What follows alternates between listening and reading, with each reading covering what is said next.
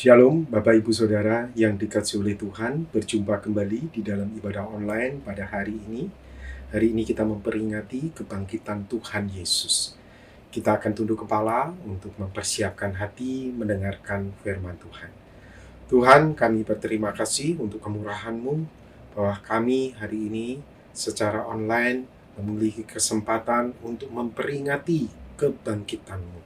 Tuhan, berkati kami melalui firman-Mu, sehingga iman kami bertumbuh di dalam Engkau.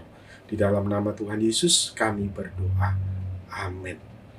Bapak Ibu Saudara yang dikasihi oleh Tuhan, tema yang saya sampaikan hari ini adalah Akulah kebangkitan dan hidup. Percayakah engkau?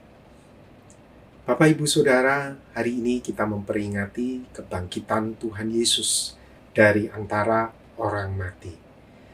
Tentunya peristiwa kebangkitan ini mengingatkan kita kepada perkataan Tuhan Yesus yang Dia ucapkan kepada Maria ketika Tuhan Yesus membangkitkan Lazarus dari antara orang mati.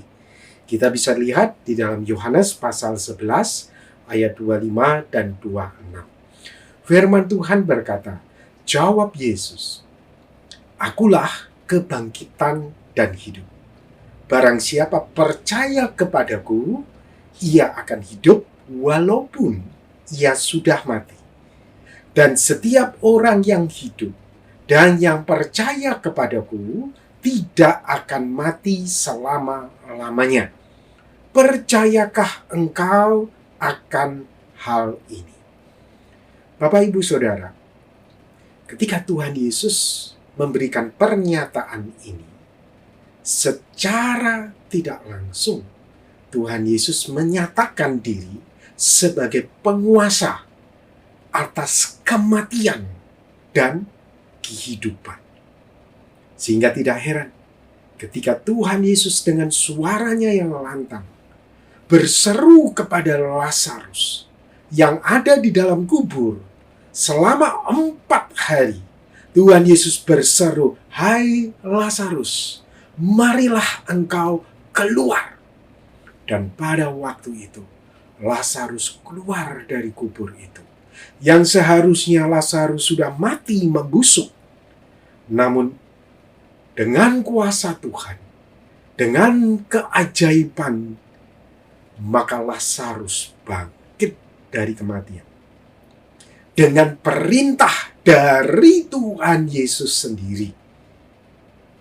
Bapak Ibu Saudara yang dikasihi oleh Tuhan, peristiwa Lazarus ini bahkan terjadi kepada diri Tuhan Yesus sendiri. Itulah sebabnya pada hari ini kita memperingati kebangkitan Tuhan Yesus dari antara orang mati. Dan Tuhan Yesus pernah berkata kepada Yohanes di Pulau Patmos, "Janganlah takut, Aku adalah yang awal dan yang akhir. Dan yang hidup, Aku telah mati, namun lihatlah, Aku hidup sampai selama-lamanya, dan Aku memegang segala kunci maut dan kerajaan maut." Amin. Jadi jelas Bapak Ibu Saudara, bahwa Tuhan Yesus adalah penguasa atas kematian dan kehidupan.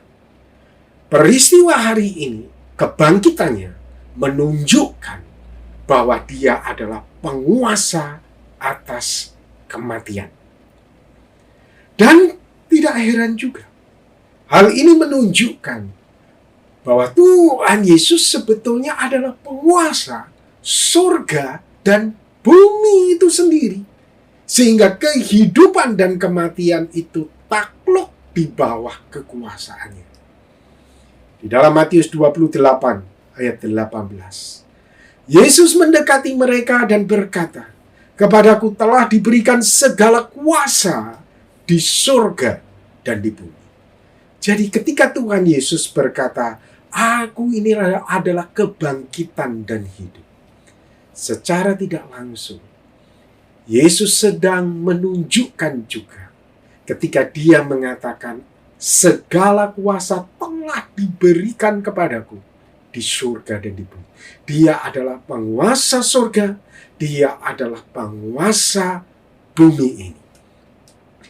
Dan tidak heran kita bisa lihat angin, taufan, badai taat kepadanya. Kita bisa lihat di dalam Lukas 8 ayat 25. Maka takutlah mereka dan heran. Lalu berkata seorang kepada yang lain, siapakah gerangan orang ini?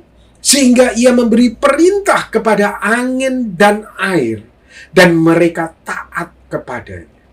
Jadi Bapak Ibu Saudara, jelas sekali, dia adalah penguasa langit dan bumi ini, surga dan dunia ini. Dia adalah Allah. Dia adalah Tuhan yang berkuasa. Jelas sekali, peristiwa kebangkitan kita hari ini menyatakan Dia adalah Tuhan. Dan kita juga melihat banyak kisah-kisah di dalam Alkitab menyatakan roh-roh jahat itu ketika diperintahkan oleh Tuhan Yesus, mereka taat kepadanya.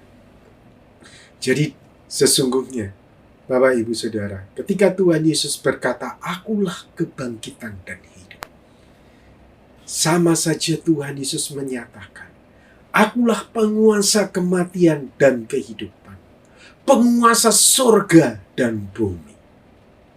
Percayakah engkau akan hal ini? Percayakah engkau akan hal ini? Saya katakan ini penting menjadi catatan kita. Karena banyak orang tahu bahwa Yesus adalah penguasa kematian dan kehidupan, penguasa surga dan bumi, tapi tidak percaya. Banyak orang KTP-nya Kristen, tahu siapakah Yesus itu yang sudah bangkit dari antara orang mati. Angin, taufan, tunduk takluk kepadanya, tahu semuanya itu, namun tidak percaya. Sehingga tidak heran mereka tidak dapat melihat kemuliaan Tuhan di dalam kehidupan mereka secara pribadi. Karena penting sekali Bapak Ibu Saudara, kita percaya, bukan hanya tahu, tetapi kita percaya bahwa Dia betul-betul adalah penguasa langit dan bumi ini, kematian dan kehidupan. Karena ketika kita percaya, ini menjadi fondasi kita untuk kita mengalami kemuliaan Tuhan itu di dalam kehidupan kita secara pribadi. Ketika Tuhan Yesus berada di kampung halamannya, yaitu Nazaret, banyak orang tidak percaya kepada Yesus. Dan firman Tuhan katakan apa di dalam Matius 13 ayat 58? Karena ketidakpercayaan mereka, tidak banyak mujizat diadakannya di situ. Karena tidak percaya, maka mereka tidak bisa melihat kemuliaan Tuhan dinyatakan di Nazaret pada waktu itu. Sama dengan kita, saudara. Kita tahu cerita-cerita tentang Tuhan Yesus itu tidaklah cukup jika tidak disertai dengan iman percaya kepada Dia sebagai penguasa atas kematian dan kehidupan. Ini penting, saudara. Percaya itu adalah kunci kita melihat kemuliaan Tuhan. Ini yang dikatakan Tuhan Yesus di dalam Yohanes 11 ayat 40. Jawab Yesus, bukankah sudah kukatakan kepadamu, jikalau engkau percaya, engkau akan melihat kemuliaan Allah. Wow! Kenapa kita sebagai orang Kristen tidak mengalami, tidak melihat kemuliaan Tuhan di dalam keluarga kita, dalam pekerjaan kita, dalam kehidupan keseharian kita? Karena kita hanya tahu saja tentang kisah-kisah Tuhan Yesus, Tapi kita tidak percaya. Tahu tidaklah cukup. Kita harus percaya kepada Dia yang menjadi kunci. Kita dapat melihat, kita dapat mengalami kemuliaan Allah di dalam kehidupan kita secara pribadi. Pada nats ini kita bisa melihat ada 2 poin penting yang akan kita perhatikan. Pertama, percaya. Kedua, melihat kemuliaan Allah. Berbicara tentang percaya, itu identik dengan sikap berserah penuh kepada kuasa Tuhan. Kalau kita berkata, aku percaya kepada Tuhan Yesus sebagai penguasa langit dan bumi, berarti bersamaan dengan itu kita itu berserah penuh. Bukan berserah setengah-setengah, bukan berserah sebagian, bukan berserah 1/4, 1/8, bukan. Tapi berserah penuh. Berbicara percaya, kita itu berserah penuh. Kita lihat apa yang terjadi pada peristiwa kebangkitan Lazarus ini. Pada waktu itu Tuhan Yesus ada di depan kubur dari Lazarus. Dan Tuhan Yesus berkata, angkat batu itu. Marta, saudara orang yang meninggal itu, berkata kepadanya, Tuhan, ia sudah berbau, sebab sudah 4 hari ia mati. Jawab Yesus, bukankah sudah kukatakan kepadamu, jika engkau percaya, engkau akan melihat kemuliaan Allah. Maka mereka mengangkat batu itu. Jadi tampaknya pada waktu itu, Marta tidak mau taat, tidak mau tunduk, tidak mau berserah penuh kepada Tuhan Yesus, karena Marta pakai logikanya. Logikanya tidak masuk, Tuhan. Dia sudah 4 hari di situ, seharusnya sudah busuk. Dan tidak mungkin dia bisa bangkit lagi. Logikanya dia berkata seperti itu, dan logikanya dia menuntut dia untuk tidak menuruti perkataan Yesus. Untuk dia tidak berserah kepada kuasa Yesus. Saudara, apa yang terjadi dengan Marta? Ini seringkali juga terjadi dengan kita. Kita tahu Tuhan itu adalah penguasa langit bumi, penguasa atas kematian dan kehidupan. Tapi kita ini seringkali pakai logika kita seperti Marta. Tuhan, tidak mungkin Tuhan bisa. Tuhan, tidak mungkin Tuhan itu bisa menolong aku. Tuhan, engkau itu tidak tahu, ini sudah bau. Saudara, sekali lagi, ketika kita percaya kepada Tuhan Yesus, bersamaan dengan itu, kita itu berserah penuh.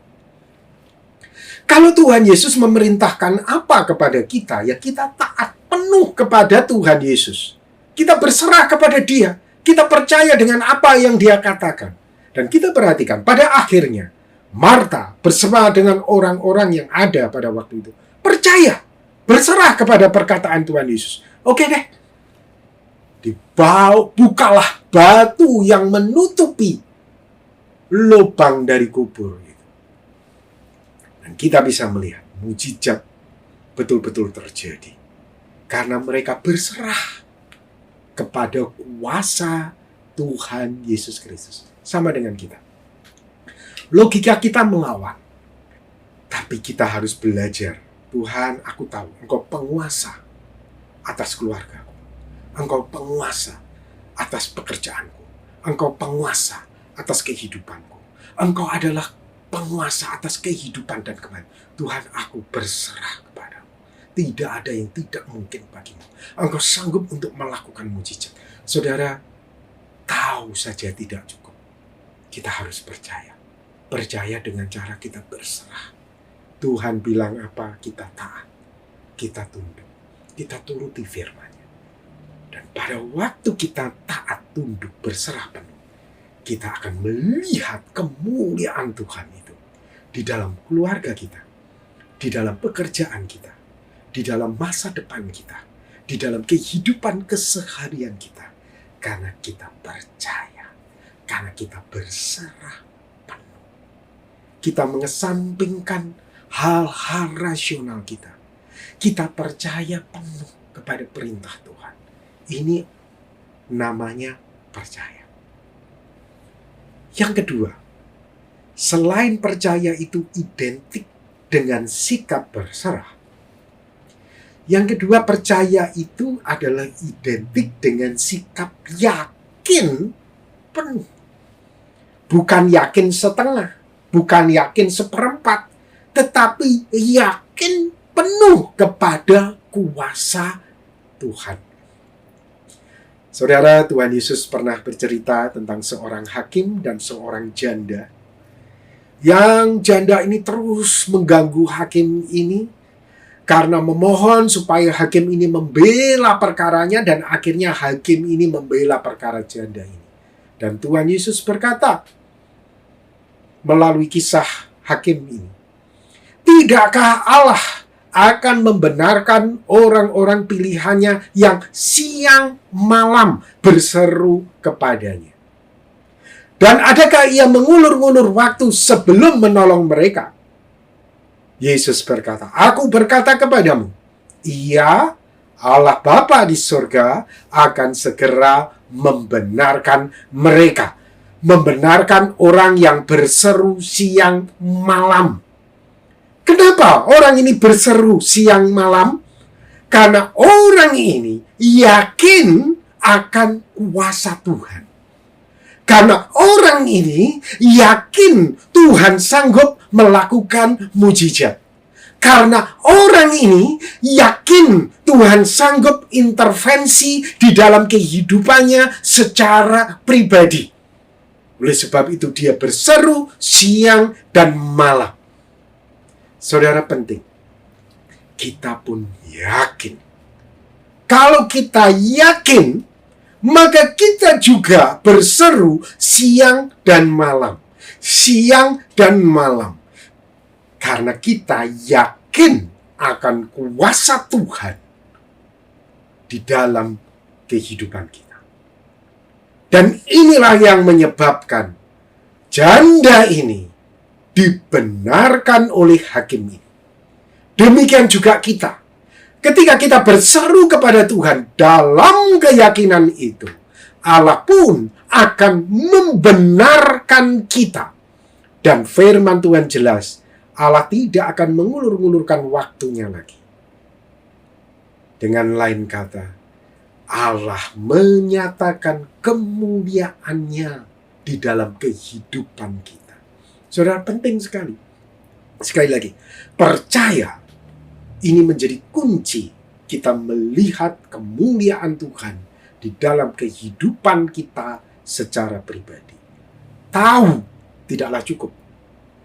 Tahu itu tidaklah akan membuat kita melihat kemuliaan Tuhan. Kita harus percaya. Percaya itu berbicara tentang berserah penuh kepada Tuhan. Percaya itu berbicara tentang yakin siang dan malam terus berseru kepada Tuhan. Dan kita akan melihat kemuliaan Tuhan itu betul-betul dinyatakan di dalam kehidupan kita. Dan yang kedua, selain percaya, kita perlu melihat di dalam Yohanes 11 ayat 40. Ada poin yang kedua penting yang kita akan lihat. Melihat kemuliaan Tuhan. Ketika kita percaya kepada Tuhan Yesus sebagai penguasa kematian dan kehidupan, sebagai penguasa surga dan bumi, kita akan melihat kemuliaan Tuhan di dalam hidup kita sehari-hari.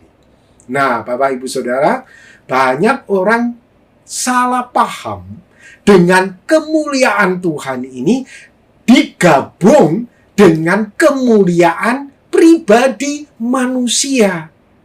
Nah, ini yang tidak tepat, saudara. Kita percaya bukan untuk melihat kemuliaan manusia. Kita percaya kepada penguasa langit dan bumi Yesus Kristus Dan kita akan melihat kemuliaan Tuhan itu dinyatakan. Dan seringkali kita berpikir, wow, kalau aku percaya kepada Tuhan Yesus, kita melihat kemuliaan kita sendiri yang dimuliakan. Kemuliaan manusia yang ditinggikan. Nah, ini ada salah pengertian di sini. Jangan samakan melihat kemuliaan Allah dengan melihat kemuliaan diri sendiri atau manusianya. Ketika kita berbicara tentang melihat kemuliaan Allah, di situ nama Tuhan itu yang dimuliakan, bukan kitanya yang dimuliakan, bukan kedagingan kita yang dimuliakan, tetapi nama Tuhan yang dimuliakan. Kalau saudara baca di dalam Yohanes 11 ayat 4, Tuhan Yesus berkata, ketika Yesus mendengar kabar itu, Lazarus sudah sakit keras, Yesus berkata, penyakit itu tidak akan membawa kematian, tetapi akan menyatakan kemuliaan Allah. Sebab oleh penyakit itu, anak Allah akan dimuliakan. Wow, luar biasa Bapak Ibu Saudara. Jadi saudara perlu membedakan ya. Kalau kita percaya kepada Tuhan Yesus, kita berseru pagi, siang, dan malam, bukan tujuannya supaya kemuliaan kita, kemuliaan manusia, kedagingan kita, itu dipuaskan, itu ditinggikan, bukan. Supaya nama Tuhan itu yang dimuliakan atas pekerjaan kita, atas keluarga kita, atas masa depan kita, atas kehidupan keseharian kita. Itu nama Tuhan yang dimuliakan. Berbicara tentang kemuliaan manusia, itu hanya berbicara tentang supaya dilihat orang. Nah, saudara, kalau kita berdoa pagi, siang, dan malam, pikiran kita bukan untuk kemuliaan Tuhan, pikiran kita hanya untuk bagaimana aku bisa dilihat orang, jawaban doaku didengar Tuhan, dan orang melihat aku. Betapa salehnya aku, betapa mulianya diriku. Saudara, tidak heran doamu tidak dijawab. Karena kamu berdoa pagi, siang, dan malam bukan untuk kemuliaan Tuhan, tetapi untuk memuaskan hawa nafsumu sendiri. Seperti yang dikatakan oleh Paulus di dalam Kolose 2 ayat 23. Peraturan-peraturan ini, walaupun nampaknya penuh hikmat, dengan ibadah buatan manusia, seperti merendahkan diri, menyiksa diri, tidak ada gunanya selain untuk memuaskan hidup duniawi. Jadi saudara, sekali lagi, ketika kita percaya Tuhan Yesus adalah penguasa langit dan bumi, kehidupan dan kematian, supaya saudara, kita itu melihat kemuliaan Tuhan di dalam keluarga kita, di dalam pekerjaan kita, di dalam masa depan kita, bukan untuk memuaskan hawa nafsu kita, bukan untuk memuaskan keinginan-keinginan duniawi kita, saudara. Nah, ini yang perlu untuk kita pahami dan menjadi catatan secara pribadi bagi kita masing-masing. Ketika kita berdoa, membawa pergumulan kita ini kepada Tuhan, ingat, supaya nama Tuhan itu dipermuliakan melalui sakit kita ini loh. Melalui pekerjaan kita, melalui kehidupan keseharian kita, melalui keluarga kita, melalui istri, suami, anak-anak kita, melalui orang tua kita, nama Tuhan dimuliakan, bukan kemuliaan manusia untuk memuaskan hawa nafsu duniawi. Nah, ini perlu menjadi catatan kita. Percaya, sekali lagi, adalah kunci melihat kemuliaan Allah, yaitu melihat nama Tuhan dimuliakan di dalam kehidupan kita, bukan memuaskan nafsu duniawi kita. Nah, saudara, ini yang terjadi dengan Maria. Maria dan Marta melihat kemuliaan Tuhan, Lazarus betul-betul bangkit. Dan luar biasanya, firman Tuhan di dalam Yohanes 11 ayat 45. Ketika Lazarus bangkit, banyak orang menjadi percaya kepada Yesus. Nama Yesus dimuliakan. Nama Yesus diagungkan. Nama Allah Bapa dipermuliakan. Saudara, sama seharusnya dengan kita. Ketika Tuhan menyatakan diri di dalam pekerjaan kita, bukan kitanya yang dimuliakan, tapi Tuhan yang dimuliakan.